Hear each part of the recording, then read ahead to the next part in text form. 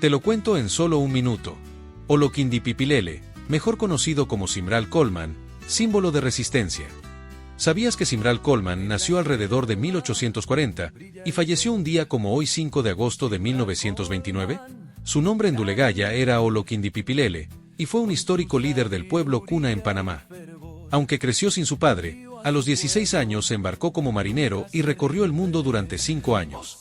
Al regresar, adoptó el nombre John Ralph Colman, pero como los abuelos no sabían pronunciarlo en inglés, lo llamaron Simral Colman, nombre con el que fue conocido desde entonces.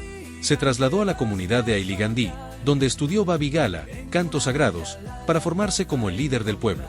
En 1925, Simral Colman, junto a Nele Cantule, lideró la revolución Kuna y proclamó la efímera República de Tule, luchando contra la opresión del gobierno panameño y defendiendo la identidad cultural de su pueblo. Un día como hoy, 5 de agosto de 1929, murió en Ailigandí este gran líder visionario, marino, diplomático, defensor de la autonomía indígena y guía espiritual.